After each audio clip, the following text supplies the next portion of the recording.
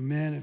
If you've had a piece of life that felt like that, where you for whatever reason were completely overwhelmed, just raise your hand, man.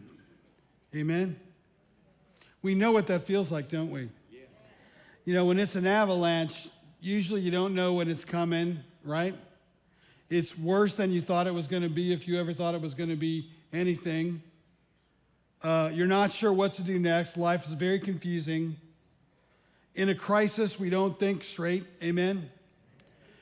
In a crisis, we revert to some sort of management thinking sometimes that I'm going to talk about tonight that doesn't really take us anyplace healthy. And man, it's tough. But we all know something about that. You know, I ask people sometimes to think back to the very first crisis they ever had in their life and ask them how old they were and what it was and all of that. And man, it's a tough conversation. But this is the way that life is. And that picture, you know, this picture of an avalanche, man, maybe you've never been in an avalanche, but everybody's seen what I'm going to put up here next, right? You know, look at this next picture. That is what it feels like when life is coming down in a hurry. Amen. Hopes and dreams get burned up. The way we thought we were supposed to live gets burned up. For a lot of us, home, you know, when we're in the middle of a crisis, we don't even know where home is anymore. Amen. We don't know where we belong, who we belong to, what we belong to, where it's safe, where it's going to be okay. And what do you do with those pieces of life? And there are a million reasons how that kind of house on fire thing happens. Maybe tonight, you know, you're in the first couple of weeks of going through a divorce. House on fire. Maybe you lost a job. House on fire. Maybe you found out that the person that you're married to has been with somebody else. House on fire. Maybe you got a DUI this week. House on fire. Maybe you relapsed 2 months ago. House on fire. Maybe somebody you were very close to, maybe your hero in your life, you know, maybe they died. House on fire. Maybe something you were really wanting, you realize you're never going to be able to have. House on fire. There's so much more of life that's house on fire than the sticks and the boards and the stuff that puts a house together, isn't there? There's so much more. And there's some stretches of life where, man, you would maybe you would trade the literal house on fire, you know, for what was happening to you. And what do you do? What do you do when you're under all that avalanche?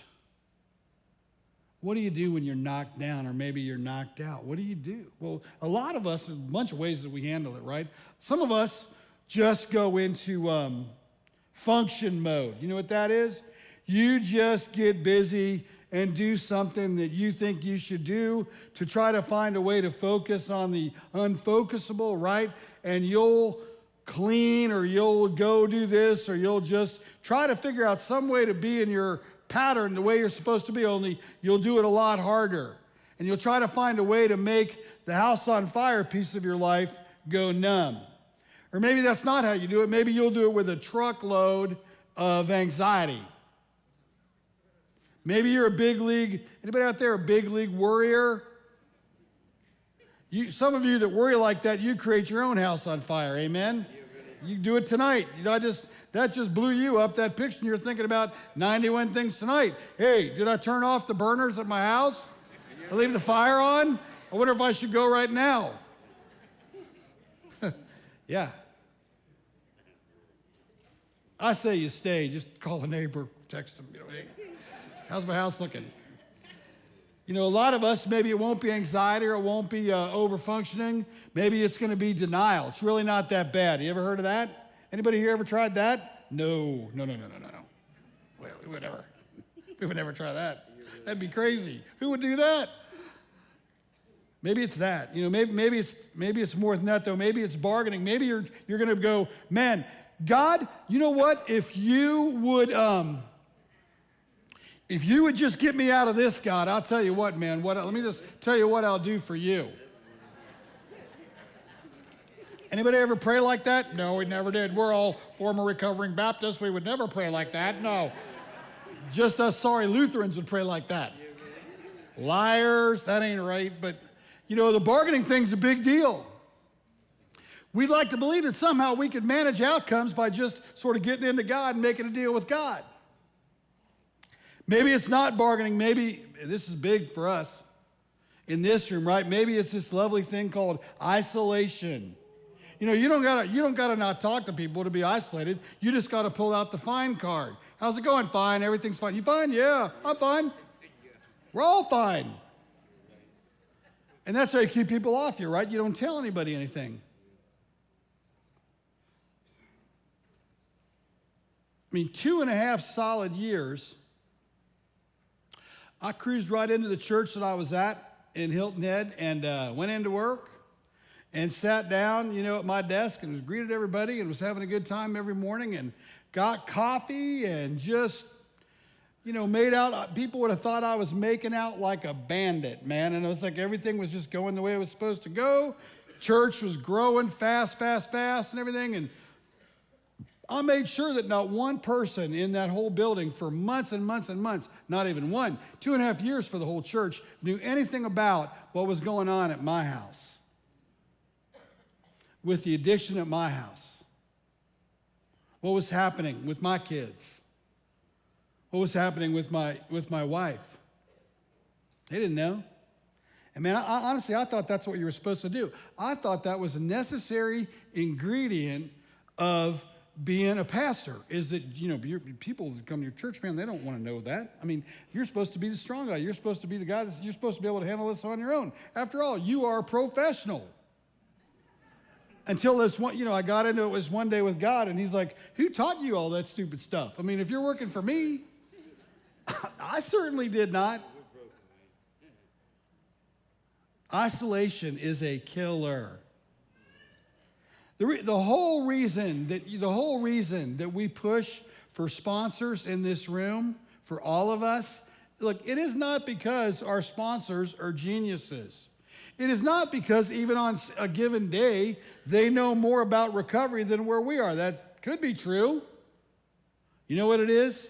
It's the fellowship. It's a daily commitment to being in the fellowship.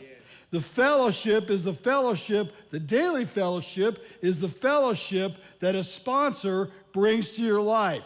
They don't call you, at least I hope not, you call them. Why? Because you're investing in the fellowship and you're rejecting the false power of isolation. Amen?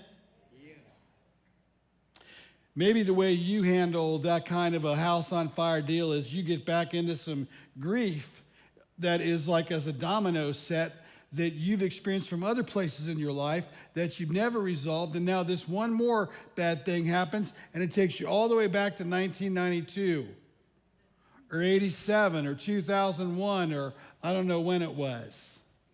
The last big loss that you never resolved, which is what tonight you're trying to figure out a way to accommodate.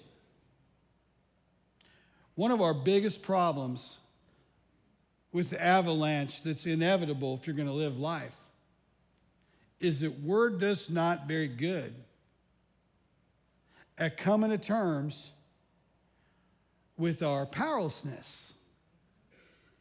Look, I did not want to stand up in front of a church and go, I just want you guys to know my name is Mark, I'm your pastor, and man, look, here's the thing about me is I'm powerless. I actually believe tonight, as crazy as this sounds, that the best characteristic that I have going for me as a pastor the best gift I have going for me as a pastor is the absolute realization that I'm powerless. That's just crazy to say that out loud. Because, man, I just would not have told you that. I was bucking up against it. I was doing anything to avoid that. But the most healthy thing I can do is come to terms with my own powerlessness. How do you prepare for such a thing as a crisis in life? Well, there are some tools we're going to talk about more in the next weeks, but one of the things I learned this week was that guys and women that are on that work with avalanches, and like ski patrols and stuff like that, one of the things they do is they always carry flares. And they've got these flares that are capable of shooting out of about 4 to 6 feet of snow. They like shoot up through the snow like a rocket so that somebody else can recognize right where they are. I want you to think about that for us in this room. Instead of going into your hole and going into your cave and hiding out and being fine and lying to yourself and everybody else in your life and wanting to find some way to control it yourself, what would happen if you whooped up on a flare and shot it off so that somebody would know where you were? That's why we have the fellowship. Amen? If you're here tonight for the first time, you think right now you are terminally unique. What is that? Only you have this special set of characteristics that have to do with your compulsion or addiction of choice. Only you have the special circumstances that bring that about. Only you think the way you think. Only you feel the way you feel. Only you've had the life you've had. That is a lie of the enemy right there. The word terminally unique, you get it, right? You see where it ends. You shoot up a flare because you want somebody to come and help. Because you recognize that when there's 6 feet of snow on top of you, you're powerless. You're not going to dig out of that like a little whirling dervish. That's why the pros shoot up a flare. Amen? To get through a crisis, it's kind of like you got to have, I guess what I would call a recovery bank. Or another way to put it is a vested interest, an investment that you're making every day in recovery. Like, what I mean is, this is what we know. This will be a shocker. This is going to be a shocker we're going to talk about. But we know right now tonight, would you guys agree with me that people are not perfect? That's right. You're like, I don't know. I thought they were. No. The answer to that is no. It's kind of like, look, when you go to a church and they do the children's ministry, the children's sermon, the answer is always Jesus. Like when I say, do you know that all people aren't perfect? You're supposed to say no, right? They're not. You're not perfect. I'm not perfect. Stuff's going to happen in this world, amen? Stuff's going to happen. There will be crisis. Houses will get burned down some kind of a way or another. So you build this recovery bank or this interest in recovery, and you make investments in your recovery life to get ready for stuff that's going to happen. Are you following that? Well, how do you do that? You put this in your bank. Number one, Jesus. You're like, well, man, I don't believe in Jesus. Well, if you're going to get sober and you're going to get free, you will. Yeah. Amen. He's looking for you right now, I'm telling you, and it's a good thing. A bunch of people that got here a year ago, they sat in the same seats. They thought that was a crazy idea too. Amen? And now they're set free. Next thing is you got to have the program in your bank. You got to go to meetings. You got to have a sponsor. You got to do the readings. You got to have a program, not a wish, not a hope, not an avoidance, not a wait till your luck runs out. You got to have a program. And then third, in the bank, you got to have the fellowship. You got to have the fellowship.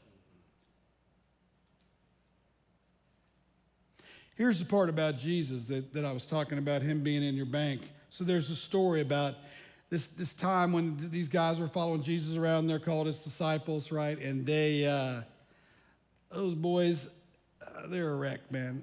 They're a wreck.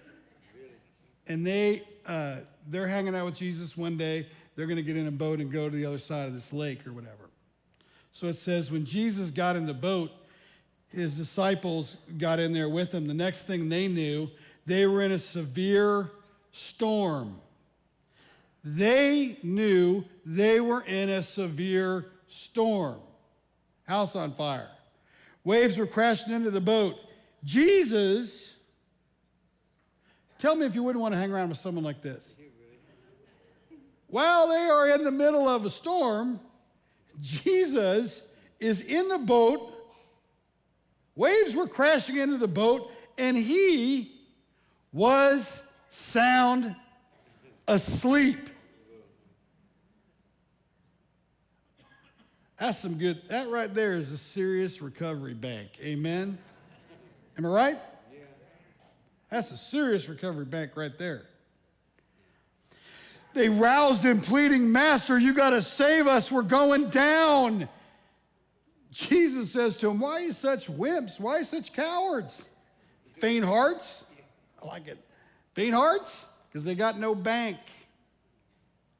He stood up and told the wind to shut up. The sea to quiet down. Silence.